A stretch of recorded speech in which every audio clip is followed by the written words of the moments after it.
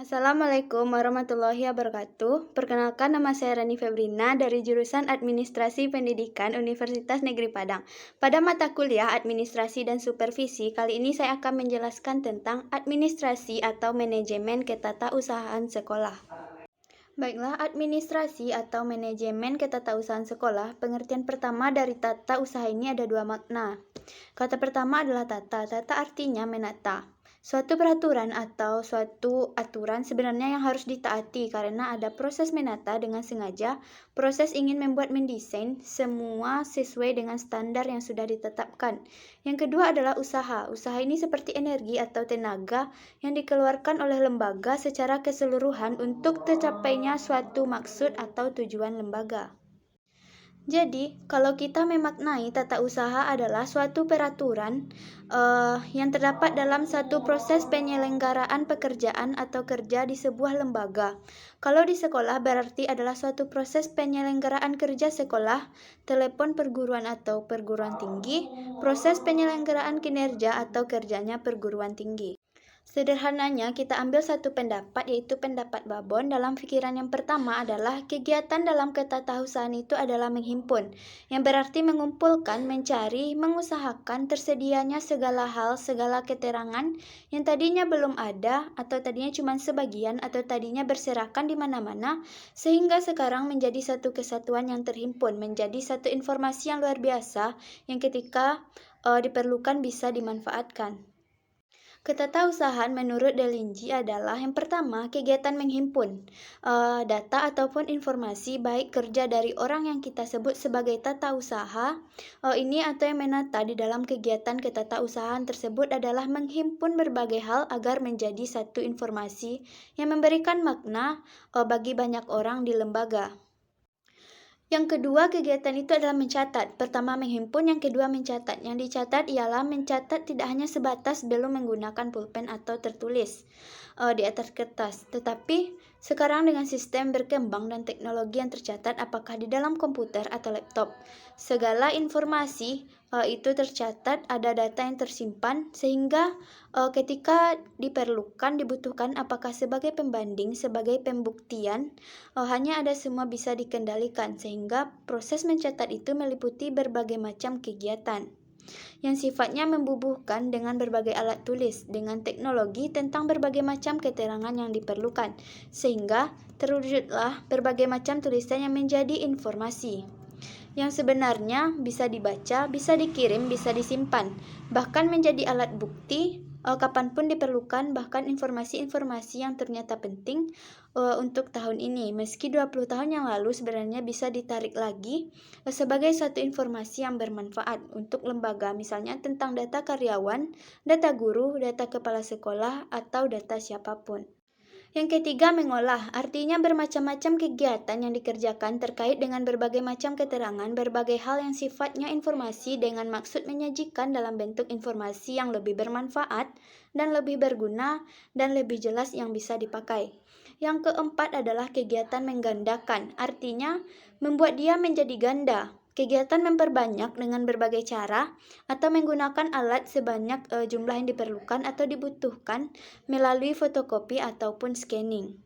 Yang kelima yaitu mengirim, artinya itu kegiatan menyampaikan atau mengirimkan dengan berbagai macam cara atau alat dari pihak pertama ke pihak lain atau pihak berikutnya. Artinya memang ada informasi tertulis ataupun tidak tertulis yang sifatnya memang harus diteruskan, dikirimkan kepada pihak-pihak yang lain atau pihak yang terkait yang menjadi bagian sebagai bentuk kerjasama atau tindak kerja sama antara satu lembaga dengan lembaga lainnya. Yang terakhir, kegiatan menyimpan, artinya segala informasi, segala hal yang memiliki kepentingan atau memiliki makna bagi lembaga atau punya potensi menguntungkan atau justru merugikan bagi lembaga itu ditaruh kegiatan menaruh dengan berbagai macam cara dan alat yang barangkali bisa dimanfaatkan untuk diletakkan, disimpan, atau ditempatkan di suatu tempat tertentu. Berikutnya kita akan membahas tentang jenis-jenis surat. Yang pertama itu surat dinas berisi tentang hal penting yang terkait dengan kedinasan atau pemerintahan dan pembangunan administrasi pemerintah atau bangunan yang dibuat oleh lembaga pemerintah.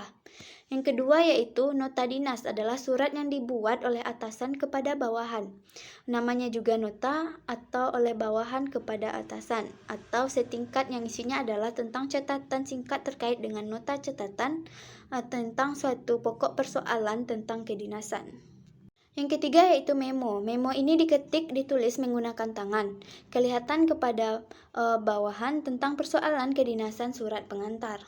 Berikutnya yaitu surat keputusan. Kalau ini sampai sekarang masih sangat kuat maknanya karena SK atau surat keputusan ini berisi terkait dengan keputusan tentang satu hal yang ditetapkan oleh pejabat yang berwenang. Dan ini bisa dijadikan sebagai kendali terhadap sesuatu sebagai bukti. Bahkan ini bisa dimanfaatkan untuk melakukan peminjaman uang di dunia perbankan karena SK memiliki kekuatan hukum yang sangat luar biasa. Kemudian surat edaran Blade.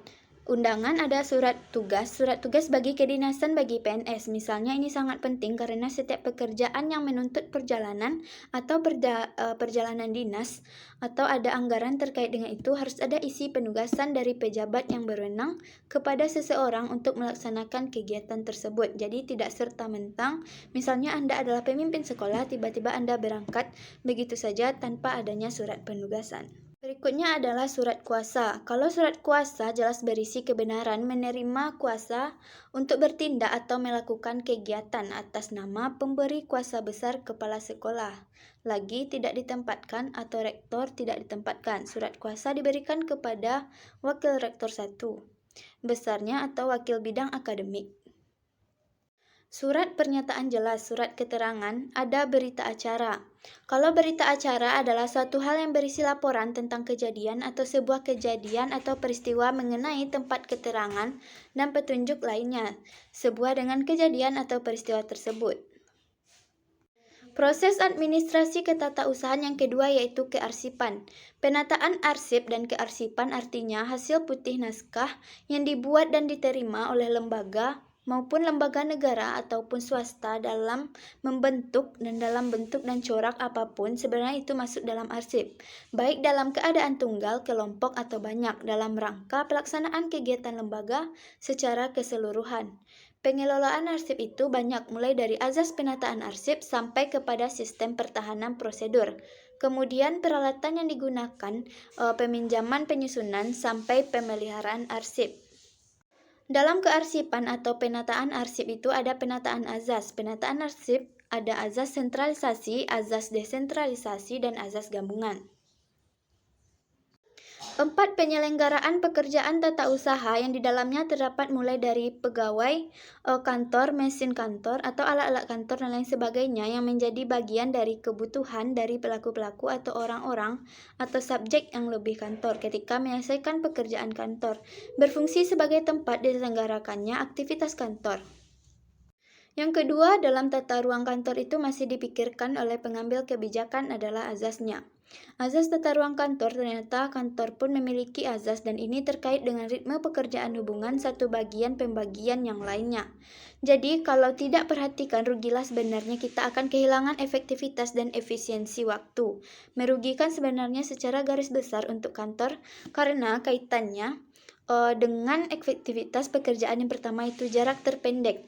Namanya proses tata ruang yang baik memungkinkan penyelesaian suatu pekerjaan kantor menempuh jarak pendek atau yang kita anggap paling pendek sehingga energi proses menjadi lebih cepat. Yakni cara duanya titik yang dihubungkan dengan garis lurus dalam hal ini diartikan menjadi tugas pegawai dan titik yang satu lagi meja tugas pegawai. Jadi menghubungkan dua titik pertama dan seperti garis lurus. Titik pertama ini meja pegawai, yang titik kedua yaitu meja tugas pegawai lainnya.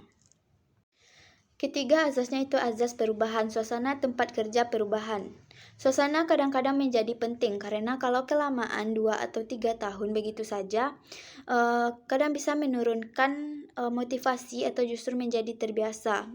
Atau standar motivasi tidak menjadi naik, tapi perubahan yang dilakukan secara berkala, apakah penataannya, pengelolaannya, letak mejanya, letak kursinya, atau ruangannya akan dapat memberikan motivasi.